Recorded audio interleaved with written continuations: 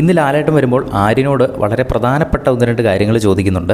കഴിഞ്ഞ ദിവസം മൊട്ടയടിക്കേണ്ടി വരുന്ന ആ ഒരു ടാസ്കിൽ 1000 പോയിന്റിന് വേണ്ടിയാണെങ്കിൽ മൊട്ടയടിക്കില്ല, അത് റിലീജിയസ് ആയിട്ടുള്ള ചില പ്രശ്നങ്ങളുണ്ട്, അച്ഛൻ മരിക്കുമ്പോഴാണ് അങ്ങനെ ചെയ്യുന്നതെന്ന് പറഞ്ഞിരുന്നു. പക്ഷേ 10000 പോയിന്റിന് വേണ്ടിയാണെങ്കിൽ ഓക്കെ എന്ന് പറയുന്നുമുണ്ട്. അപ്പോൾ 10000 പോയിന്റ് കിട്ടിക്കഴിഞ്ഞാൽ റിലീജിയസ് ആയിട്ടുള്ള പ്രശ്നങ്ങളെല്ലാം മറക്കുമോ? മാത്രമല്ല അച്ഛൻ്റെ ആ ഒരു കേസൊക്കെ ആര്യൻ 10000 പോയിന്റിന് വേണ്ടിയിട്ട് ട്രേഡ് ചെയ്യുമോ? അതെങ്ങനെയാണെന്ന് എനിക്ക് അതിൻ്റെ ഇത് മനസ്സിലായിട്ടില്ല. ഈ ഒരു കാര്യം അനിമോള് ആര്യൻ്റെ അടുത്ത് വ്യക്തമായിട്ട് തന്നെ ചോദിക്കുന്നുണ്ടായിരുന്നു. എടാ നിനക്കപ്പോൾ 10000 പോയിന്റ് കിട്ടിയ നീ അച്ഛൻ്റെ കാര്യം മറക്കുമോ എന്ന് അനിമോള് കറക്റ്റായിട്ട് തന്നെ ആര്യനോട് ചോദിക്കുന്നുണ്ട് കിച്ചണിൽ വെച്ച്.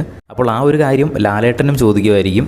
ഒരു തമാശ എന്ന രൂപേണ ലാലേട്ടൻ ഇത് എടുത്ത് വിടാനേ സാധ്യതയുള്ളൂ. മോനെ മൊട്ടയടിക്കാൻ വയ്യെങ്കിൽ അത് പറഞ്ഞാൽ പോരെ, വെറുതെ എന്തിനാണ് 10000 അച്ഛൻ്റെ കേസ് റിലീജിയൻ എന്നൊക്കെ പറയുന്നത് എന്ന് ചിലപ്പോൾ ചോദിച്ചു കളഞ്ഞേക്കാം.